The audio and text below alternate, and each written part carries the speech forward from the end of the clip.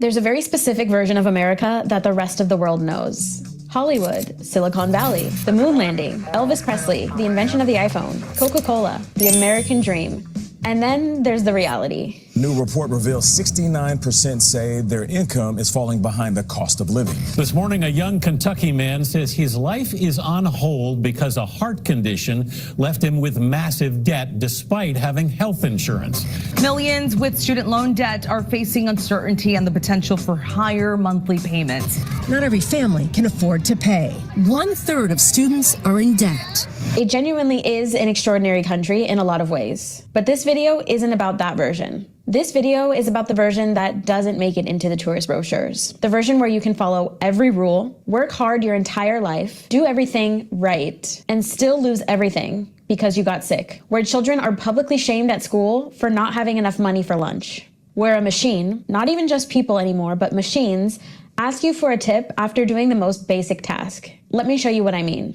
Let me tell you about James. James is in his late 30s. He lives in Colorado, he's got a good job, a family, and he gets health insurance through his employer. By any reasonable measure, we would say that James has done everything right. Well, in 2019, James woke up one morning with tightness in his chest and pain radiating down his left arm. His wife drove him to the emergency room immediately, and they admitted him right away. For 3 days, he was in the hospital.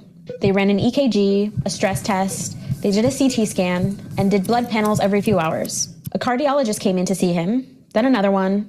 They monitored his heart around the clock, put him on medication, made sure he was stable.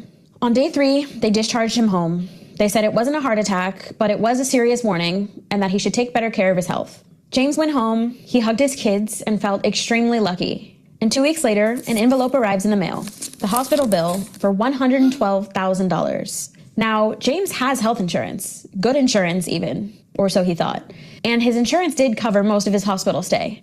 But his share, after the insurance paid, was $34,000. And just to put that into perspective, the median American household earns around $74,000 per year. So essentially, James was being asked to hand over nearly half of an entire year's income for a 3-day stay in the hospital.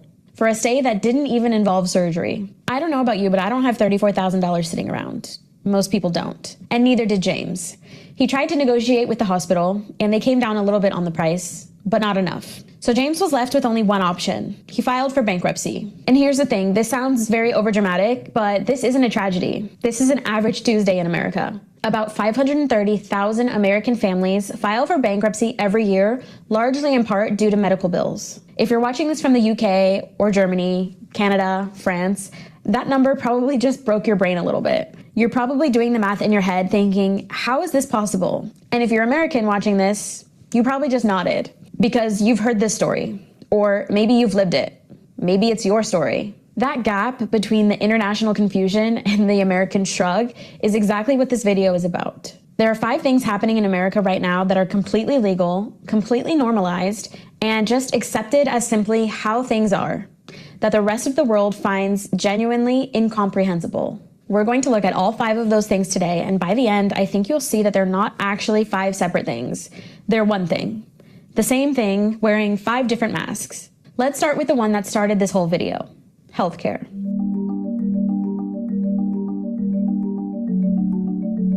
Let's talk about numbers for a second because the scale of this is important. Every year, approximately 530,000 Americans file for personal bankruptcy.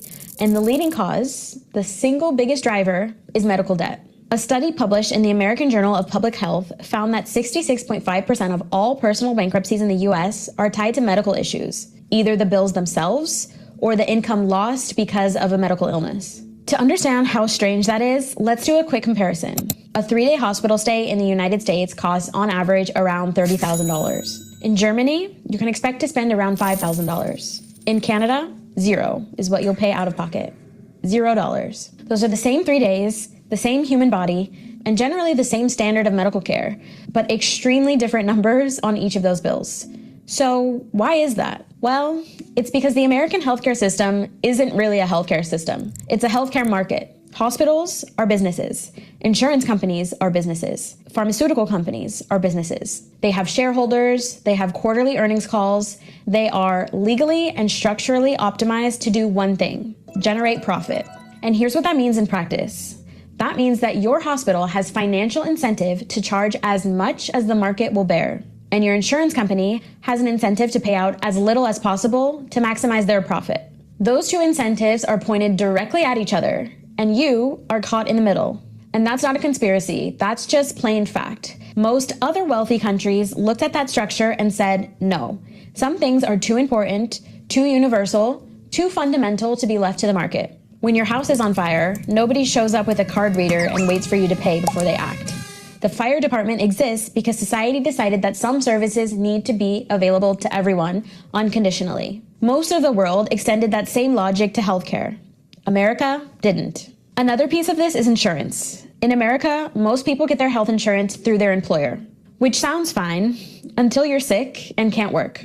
Then you lose your job, which means then you lose your insurance, which happens to be at the exact time that you need it the most. The Affordable Care Act, also known as Obamacare, helped with this problem. Millions of people got coverage who didn't have it before, but it didn't change the underlying structure. The profit motive of these companies are still there. The same procedure at the same hospital can cost 10 times more depending on which insurer you have. So adults in America can go bankrupt for getting sick. But surely, the children are protected from this kind of financial logic, right? In thousands of American schools, when a child's lunch account runs out, the hot meal gets taken off their tray. Sometimes they get a cold cheese sandwich instead. Sometimes the meal gets thrown in the trash in front of them. And in some states, they can be denied food entirely. The specific policy depends on where you live, but the fact is that this decision, whether a hungry child eats today or not, is left to a patchwork of local laws rather than a national guarantee. In 2022, total unpaid school lunch debt across the U.S. exceeded $262 million.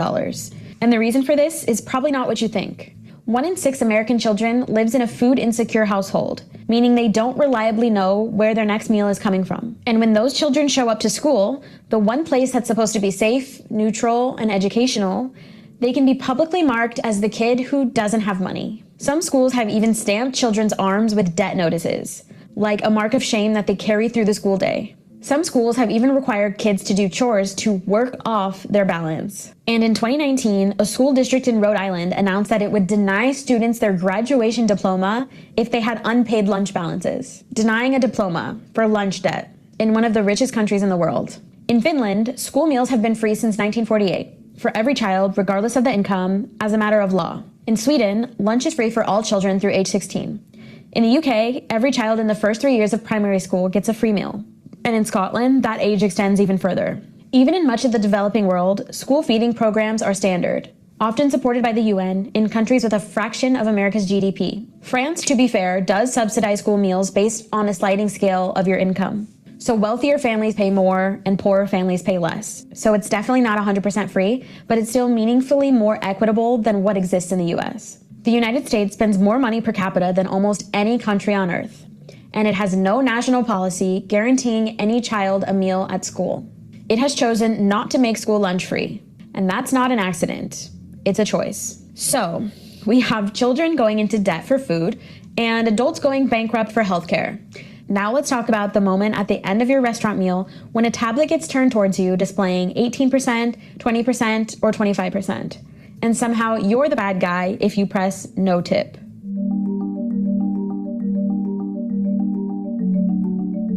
I want to start with a number that most Americans have never heard, and most specifically people outside of America who can probably barely believe is even real.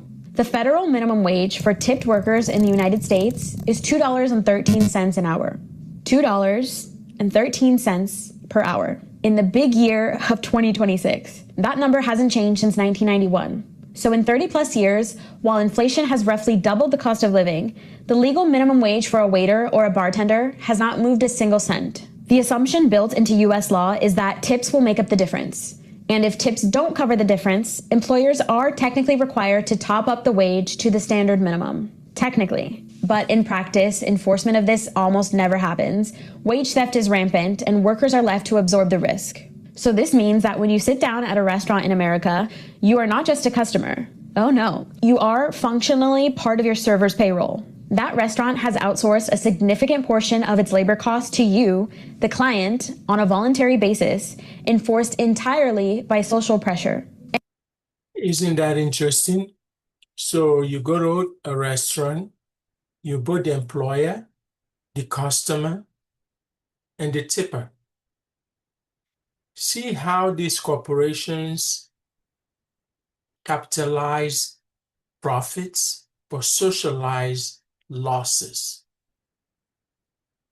And for some reason, we think this is okay. Let's continue. And it used to just be at restaurants, which can be annoying, but okay, it's understandable. But now tipping culture has metastasized. It's at coffee shops now, takeout windows, food trucks, hotel front desks, airport kiosks. Even the self-checkout machines at grocery stores now are asking for a tip. A machine asking you for a tip. And the expected percentage has crept up as well. It used to be that 15% was the standard. Now most tip screens start at 18%. Many of them start at 20%, 22%, 25%, and there's always that third option at the bottom in slightly smaller font, no tip, that you have to actively choose while the cashier watches you. The easy version of the story is that Americans are annoyed about tipping culture. And yes, that's true, but that's not the full story of what's actually happening. What's really happening is that workers are being held hostage by a broken system, and the annoying tip culture is just a symptom of that. The real problem is that a full-time server in America cannot live on their legal wage without tips. That's not normal. In Japan, tipping is considered rude, not just slightly awkward, but legitimately actually offensive. Because the implication when you tip someone in Japan is that that person is underpaid and needs your charity. And they're not. They're very well paid. Service workers in Japan actually earn a living wage. So the idea of them needing tips would be an insult. So why is it that it's not the same in America? Why is it that we're not paying our restaurant workers properly? All profits, of course, go to the owner, but they expect you to also pay for the employment of their workers. And again, it's because of a broken system. It's a system that we have allowed to continue over and over and over again. We're busy pointing fingers at each other, fighting each other, calling ourselves names, categorizing each other, whether liberal, conservative, black, white, rich, poor, healthy, unhealthy. We are so distracted as a people, and these people are laughing all the way to the bank based on our ignorance. We got to stop this. In Australia, the minimum wage for hospitality workers is around $21 per hour. Tips do happen, but they're considered a bonus, and they're not required for your survival. The difference between those countries and America isn't necessarily the culture. It's not that Americans are more generous and Japanese people are more proud. It's simply the labor laws. That's it. And since we're on the subject of labor law, let's talk about what happens when your boss decides they simply don't want you around anymore.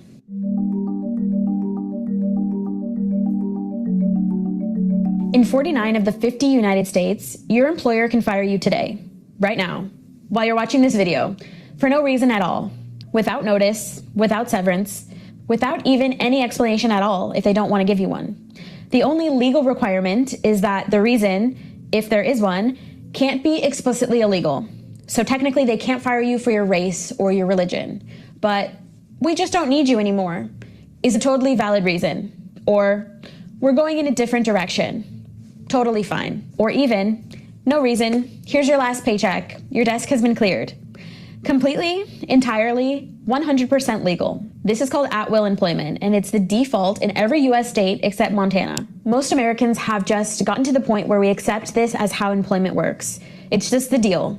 You work, they pay you, and either of you can walk away at any time. But that's not how employment works in most of the world. In Germany, if a company wants to let someone go, they have to provide social justification. They have to demonstrate a legitimate reason for firing you.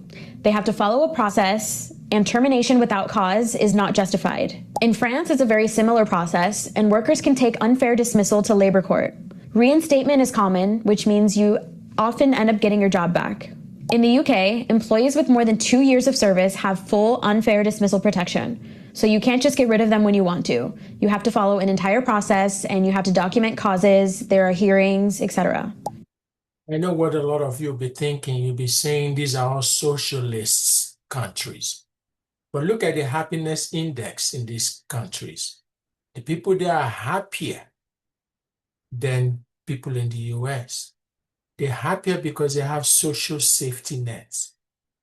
There is nothing wrong having social safety nets. That's why we pay taxes. That's why we have a government. The government, the number one job of the government is to protect the lives, property, but also the welfare of its citizens.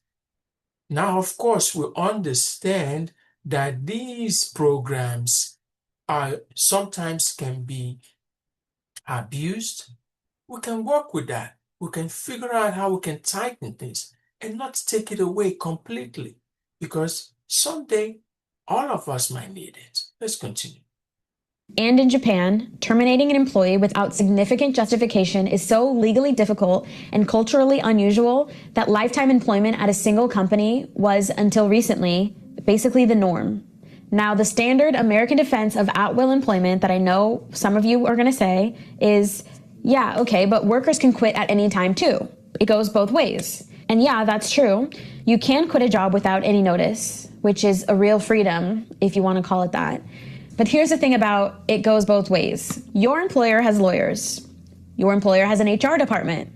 Your employer has 6 months of operating reserves, institutional knowledge, and 20 other people who can absorb your work while they recruit your replacement. And you have rent due on the first. So the freedom, yes, is technically symmetrical, but the power is not. So in an argument between a corporation and an individual with a mortgage and 2 kids, mutual does not mean equal. So we have medical bankruptcy, children being shamed for lunch debt, workers depending on tips to survive, and jobs that can vanish without warning. And now we can get to the final piece. One thing I've noticed about America, and someone said it clearly, and says, it is heaven to be rich in America. But if you're middle class, it is a problem. But if you are poor, it is hell. The one that might be the most personally painful for a lot of people watching this.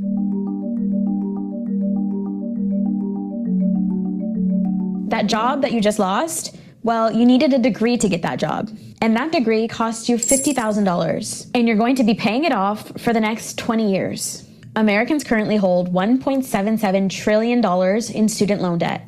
Trillion, with a T. The average person who took out loans to get a bachelor's degree owes around $37,000 when they graduate. And the average monthly payment for that is around $500 for somewhere between the next 10 and 20 years. So that's a debt incurred at age 18 before you're legally even allowed to have an alcoholic drink with your friends that's going to follow you now well into your 30s and 40s. And here's the part that makes me so mad and honestly doesn't get talked about enough. This wasn't always how it worked. After World War II, the GI Bill made college essentially free for returning veterans. And it worked. It did what it was intended to do.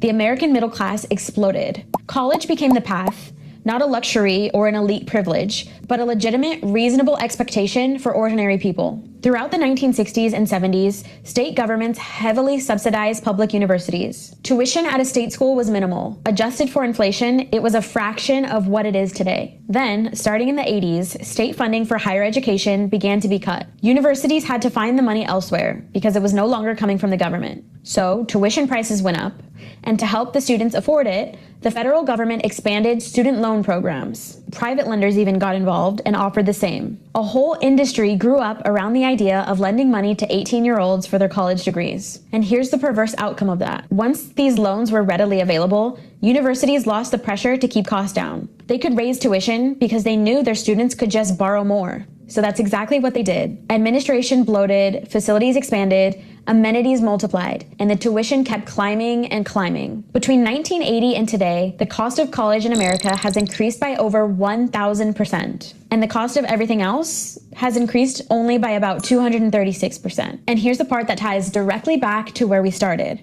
Remember the man who filed for bankruptcy after his hospital bill? Well, fun fact, student loans cannot be discharged in bankruptcy. Almost every other type of debt can be. Credit card debt, medical debt, business loans, you name it. You can declare bankruptcy and get a free start, but student loans will follow you. They can garnish your wages, they can take your tax refund, they can follow you until you die. The debt that you took on at age 18 for a degree that you needed to participate into the economy is legally treated as more binding than almost any other financial obligation you'll ever have. Germany abolished tuition fees at public. This is something, huh? If you're a businessman, you take a lot of loans, you can file for bankruptcy. But you cannot file for bankruptcy if you're a student and you have student loans. It's incredible. Well, folks, this is as far as I can go. This is America for you. And like I said, we all have the power. We can work. We can solve this ourselves. But we need to stop being distracted. We need to stop pointing fingers at each other. We need to resolve it. All right, guys. We'll see you. And subscribe to my channel. Hit the like button. And leave a comment. You take care. Bye.